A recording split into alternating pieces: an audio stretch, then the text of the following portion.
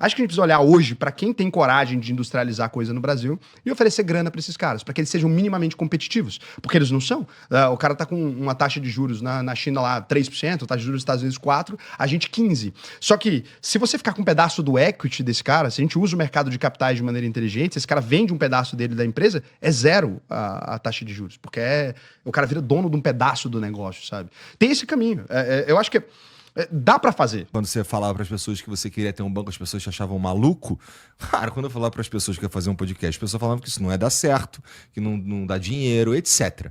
E agora o que a gente consegue fazer? Você olha pra esse lugar aqui, não tem nada fabricado no Brasil quase, sabe? É verdade. É isso, se pegar tudo aqui vai estar escrito Made in China. Agora, quantos malucos tem igual eu e você que estão dispostos a industrializar o país, cara? Tem um monte. É isso que a gente precisa convencer as pessoas. Então, quando eu criei o VP, eu criei com essa mentalidade. Falei, cara, um dia essa galera vai confiar em mim pra caralho, porque eles vão ter confiado o dinheiro deles e vai ter rendido pra caralho. E daí eu vou virar pra eles e falar, beleza, agora tem mais 200 malucos igual a mim. Pra gente multiplicar a capital, você vai lá e vai investir. Vai dar errado eventualmente. Porque tem um monte de cara igual a gente que não tá disposto a largar o osso, mas o cara vai tentar e não vai conseguir.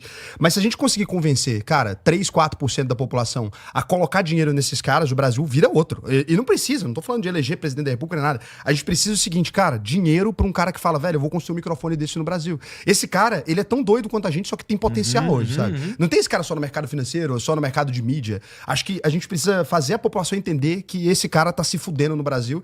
E quando um brasileiro tem que mudar de país pra fazer isso lá fora, é um fracasso que a gente teve como nação. E Verdade. é isso que mantém a gente nesse lugar meio merda que a gente tá, sei lá quantos anos, que o Brasil não tem crescimento real, cara. Você pega e analisa, assim, não tem crescimento da economia. E cada vez mais gente trabalhando em quê? Em loja de shopping, varejo, tal, o quê? Não tô dizendo que isso é errado, mas isso não vai levar a gente pra lugar nenhum. Sim, Comprar pô. coisa da China, bugiganga e vender aqui não vai levar a gente pra lugar nenhum, sabe?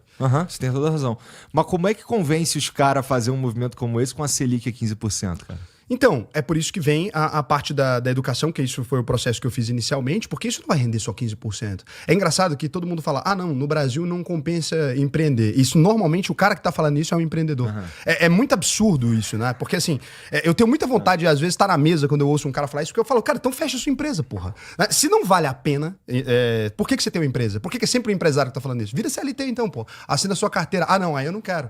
Então, é muito fácil, esse lugar é muito confortável. Esse lugar de, empreender no Brasil é impossível, é difícil pra caralho, a gente não tá conseguindo. Tá bom, e você faz o quê? Não, eu sou empresário.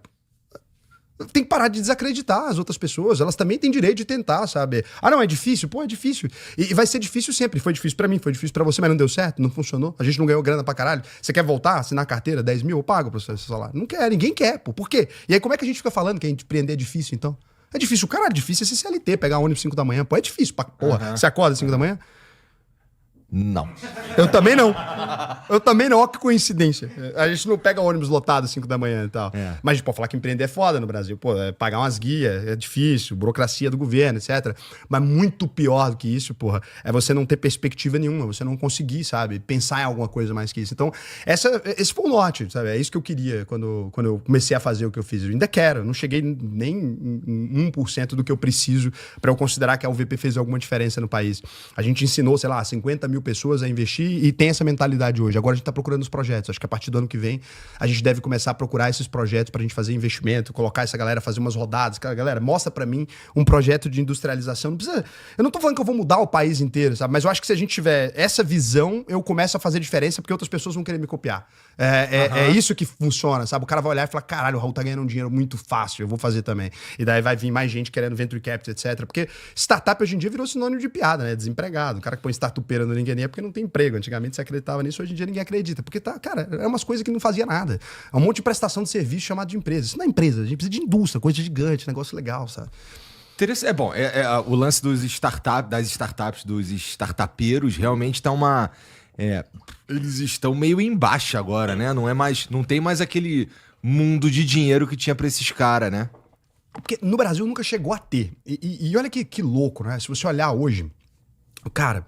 Tem a história lá do Pedro Francesi, o Henrique do Bugraso, os caras que fundaram a Brex, né? São bilionários. Você imagina que esses caras estavam no Brasil, velho. Eles estavam aqui do nosso lado, em São Paulo. Os caras fundaram lá a Pagar-me, venderam a empresa a bilhão. E aí eles tiveram que se mudar para os Estados Unidos para entrar na lista da Forbes como os caras mais ricos. Você não acha lastimável que a gente tenha perdido 2 dos melhores cérebros do mundo, talvez? Esses caras estão lá agora gerando dinheiro para os Estados Unidos. Porque não dava para fazer aqui. Quando você vê ele dando entrevista e tal, você tem ele dando entrevista, entrevista. O moleque tem 29 anos, velho. Construiu um império, 19 bi, sei lá, de patrimônio. Você olha pra aquilo, você fala, caralho, cara, esse cara tava aqui. Por que a gente deixou esse cara embora? Não dá pra continuar isso acontecendo, sabe, Igor? Eu fico pensando, velho, por que a gente tem que ficar só esperando isso da política, de algum lugar? A gente tem que fazer alguma coisa. Se esses caras continuarem indo embora, a gente nunca vai sair do lugar, velho. Se todos os gênios brasileiros tiverem que ir embora ou entrar no mercado financeiro, que não gera uma industrialização, não gera a quantidade de empregos necessárias, porque hoje em dia é o que dá dinheiro no país, sei lá, você pega 10 maiores fortunas do país, 6 é banqueiro. Eu vivo disso também, mas eu tô dizendo, a nossa parte tem que ser menor. Eu não tô dizendo que não deve existir, que não é importante o mercado financeiro, mas a nossa fatia do bolo tem que diminuir um pouco. É isso que é o importante. A fatia do banco tem que diminuir um pouco e a gente tem que ter mais indústria, mais geração de emprego, porque isso gera gente de qualidade, sabe? É isso que eu fico pensando. Mas, emprego bom. Sim, pra gente fazer isso daí, eu acho que tem alguns trens que já passaram, né? Tipo, não dá pra gente fazer qualquer projeto de indústria no Brasil, de industrialização aqui no Brasil. Acho que a gente devia estar pensando no que é futuro, né? Então, esse que é um grande problema também. A gente já perdeu vários bondes aqui. Não dá mais pra gente fazer, sei lá... Dá pra gente competir com um carro, por exemplo, no Brasil? Nem elétrica, a China pegou, elétrica e motor a combustão já era lá fora. Né? Não dá. Então, que tipo de industrialização que tu propõe? Mas a gente tem que começar de algum lugar. Mesmo que a gente comece com aquilo que é a agroindústria, vamos começar a industrialização de alimentos. A gente tem a matéria-prima mais barata, tá tudo aqui. Agora, no Brasil hoje, para você pegar e vender soja direto para a China, você paga 0 tributo. Se você transforma em óleo de soja, que tributa. Acho que a gente poderia começar com um programa de incentivo à industrialização da agroindústria, que acho que é o básico, sabe? Estão fazendo agora um projeto lá em Goiás, que é o trigo do Cerrado. Isso é um projeto massa. A Embrapa, né, foi uma empresa... Poucos investimentos que o Brasil fez, todos deram certo. Todos. Se você pega Embraer, Embrapa, etc. Dos pequenos investimentos assim, que o Brasil colocou em alguma coisa, ficou gigante. Se você pega mesmo empresas corruptas do Brasil, eu falo esse exemplo para as pessoas entenderem o quanto investimento faz diferença. A Odebrecht, o que ela tinha de diferente das outras construtoras do mundo? Investimento, não é? E aí o que ela fez? Ela conseguiu ter obra em 16 países. Cara, tudo corrupto, tudo errado. Não tô elogiando os métodos. Mas olha o tanto que deu certo. O quanto os caras conseguiram expandir, né? Geraram bilhões e bilhões e bilhões. Então, acho que tá faltando no Brasil uma pequena quantidade de dinheiro. Quanto que custou para fazer o Flow, por exemplo? Cara, perto do retorno que você gera de imposto hoje, compensa, é isso que eu tô falando. E tem caras com esse potencial. Acho que não tô falando pra gente copiar a China, copiar os Estados Unidos, etc. Acho que a gente precisa olhar hoje pra quem tem coragem de industrializar coisa no Brasil e oferecer grana pra esses caras, pra que eles sejam minimamente competitivos. Porque eles não são.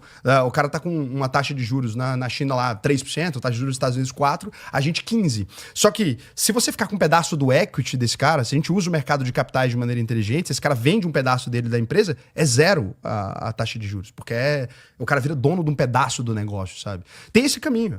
Eu acho que dá pra fazer. É isso que eu tô falando. Não é impossível. Eu já convenci um monte de gente que dá. Se você perguntar hoje quem quer investir na UVP, porra, um monte de gente quer. Então, a única coisa que eu preciso aprender é fazer as pessoas que confiam em mim confiarem em outros caras que têm o mesmo potencial. Tá cheio de cara com potencial no Brasil. Acho que é isso que a gente precisa fazer as pessoas entenderem. Tu que vai fazer a curadoria desses caras, mano? Cara, quem faz é o investidor, acho. Acho que eu posso apresentar os projetos, mas quem tem que clicar no botão é o investidor. Né? Acho que cada um tem que fazer análise de risco, etc. Mas a gente pode dar voz, porque eu tenho mídia também. Então eu posso chamar o cara no programa e falar, cara, apresenta aí seu projeto, se você conseguir captar, beleza, sabe? Acho que é isso. Acho que é esse o caminho que a gente quer fazer. E se você já tá ganhando uma grana acima de R$4.500 por mês e quer aprender a investir, o que eu vou te recomendar? Acesse aí alvp.com.br, clica aqui no botão faça a sua análise de perfil, preenche o questionário até o final. Se você for aprovado, né, aqui para participar da UVP, você vai assistir suas aulas comigo, que para mim vai ser um prazer te ensinar a investir no Brasil e no mundo inteiro. Só se você ganha mais de R$4.500 por mês. Se você ganha menos, não adianta. Por quê? Porque a UVP te dá acesso a uma plataforma exclusiva de investimentos, né, com investimentos que só são oferecidos para clientes que têm mais de 10 milhões de reais. A gente é hoje também a consultoria top 1 do Brasil, vinculada ao maior banco de investimentos da América Latina, que é o BTG Pactual. Então a gente tem lá geopolítica, formação